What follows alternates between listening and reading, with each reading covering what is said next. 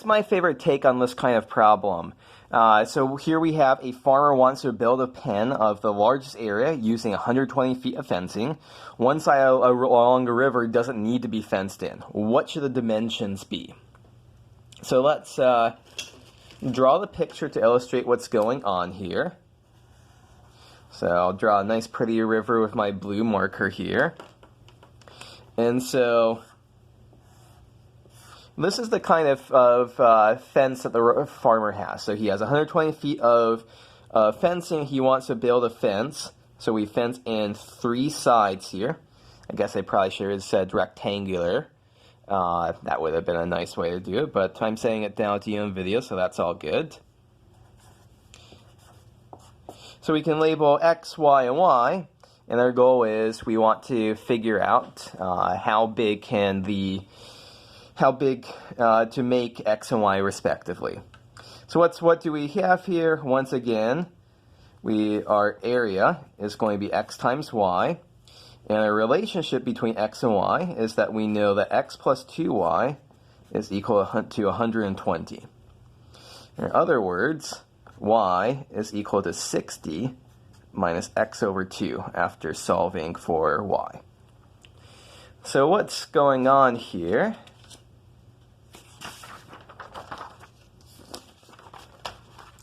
So we have our area function is area of X as a function. X is equal to X times what was Y. Y was 60 minus X over 2. And our domain, so the smallest X could be would be 0. And the biggest X could be would be 120. So the smallest X could be is put no length on X. The biggest, we put all 120 feet of fencing along X. That would be leave 0 for Y. So same calculation.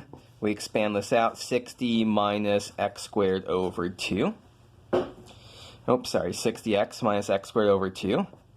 We want that to equal 0. And so in this case, sorry.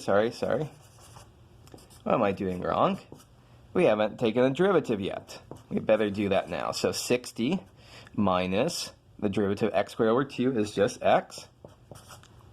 And so here we have, we see X is equal to 60 is our critical point.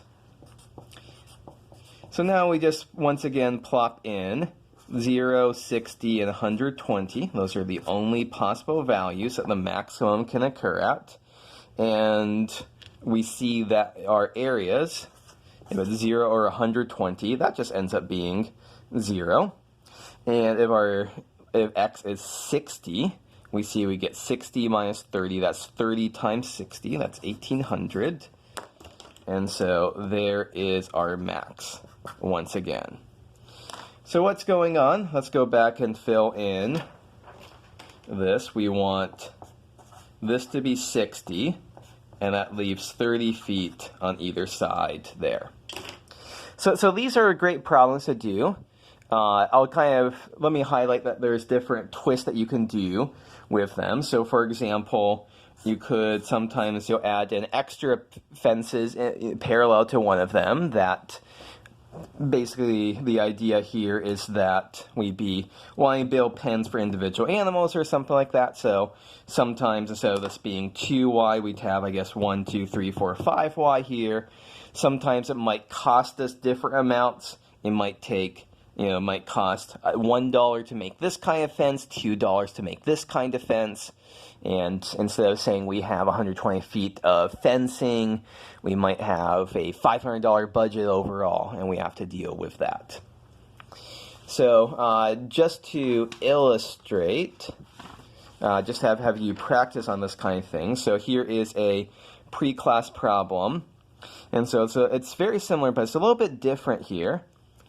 So we want to fence in an area of 5,000 square feet, and we want to divide into 3 parts by placing parallel fences parallel to one side of the rectangle. So the idea here is, here's our rectangle, and then we want to chop it into 3 parts here. So this is going to be a little bit different because I'm telling you up front, I want this to equal 5,000, and your job is to figure out, minimize cost.